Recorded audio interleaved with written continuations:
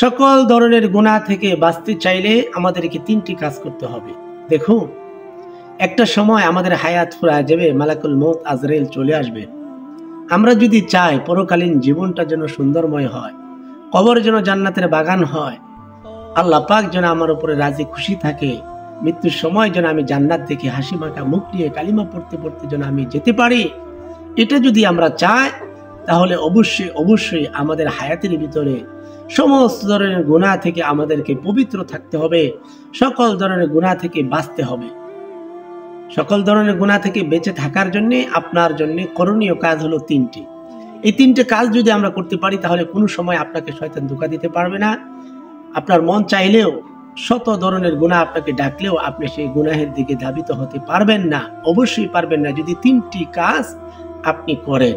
এক নম্বর কাজ হচ্ছে সব সময় আপনি এই চিন্তা ফিকির এবং ভয় রাখবেন যে আল্লাহ পাক আমাকে সৃষ্টি করেছেন, আমি যদি এই খারাপ কাজটা করি, এই গুনাহটা করে ফেলি, দুনিয়ার কেউ না দেখলেও আমাকে একজন দেখতেছেন যিনি আমাকে বানাইছেন, আল্লাহ পাক দেখতেছেন, আল্লাহর সামনে দাঁড়ায়া আমি এই কাজের হিসাব দিতে পারবো না। এই চিন্তা ফিকিরটা সর্বপ্রথম আল্লাহর ভয় তাকওয়া অন্তরকরণে রাখতে হবে। দুই নম্বর বিষয় হচ্ছে আপনার যখনই গুনাহ করতে মন চাবে আপনি ভাববেন যে আমার মতো কত যুবক, আপনি একটি জায়গায় চলে যাবেন। দুই নম্বর কাজ হচ্ছে গুনাহ করতে মন চাইলে আপনি হাসপাতালে চলে যাবেন, সেখানে গিয়ে দেখবেন আপনার মতো কত যুবক, আপনার মতো কত যুবতী, আপনার মতো কত মা, আপনার মতো কত বোন, কত স্বামী, কত স্ত্রী, কত ভাই বোন বাঁচার জন্যে, সুস্থ থাকার জন্যে আল্লাহর কাছে কত কান্নাকাটি করতেছে। গুনাহ করবে তো দূরের কথা, বাঁচার জন্যে, সুস্থ থাকার জন্য আল্লাহর কাছে সবসময় কাঁদতেছে। আপনি যখন গুনাহ করতে মন চাবে, এক, আল্লাহর ভয় রাখবেন। দুই নম্বর হচ্ছে আপনি হাসপাতালে চলে যাবেন, তাহলে আপনি গুনাহ থেকে বাঁচতে পারবেন ইনশাআল্লাহ। তিন নম্বর বিষয় হচ্ছে আপনি কবরস্থানে চলে যাবেন।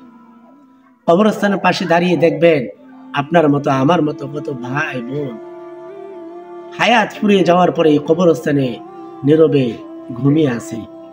যদি আপনার মতো আমার মতো আল্লাহর হুকুম রাসূলের সুন্নাহ অনুযায়ী যদি চলে থাকে, নিজেকে কোরআন অনুযায়ী চালায়, কবরে শান্তিতে আছে। আর যদি কোরআন অনুযায়ী না চালায়, মন চাই জিন্দেগি করে কবরে যায়, যে থাকে, তাহলে তার অশান্তিতে আছে। সেজন্য আসুন, সর্বধরনের গুনাহ থেকে বাঁচার জন্য যে তিনটা পদ্ধতির কথা আমি বলেছি, এই তিনটা পদ্ধতি অবশ্যই অবশ্যই আপনি সব সময় আপনার দিলের ভিতরে সজাগ রাখবেন, তাহলে সর্বধরনের গুনাহ থেকে আপনি বাঁচতে পারবেন ইনশাআল্লাহ।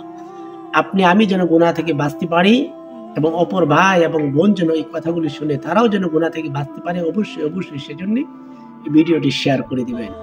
এক ভাই যদি আমল করে গুনাহ থেকে বেঁচে থাকে, আপনিও সব পেয়ে যাবেন ইনশাআল্লাহ। ভিডিওটি শেয়ার করে দিবেন, নতুন হলে সাবস্ক্রাইব করে পাশে থাকবেন। কি ধরনের আমলের কথা আপনার জানতে ইচ্ছে হয় কমেন্ট করে জানিয়ে দিবেন, আমি আপনাকে জানানোর চেষ্টা করবো ইনশাআল্লাহ। আসসালামু আলাইকুম ওয়া রাহমাতুল্লাহি ওয়া বারাকাতুহু।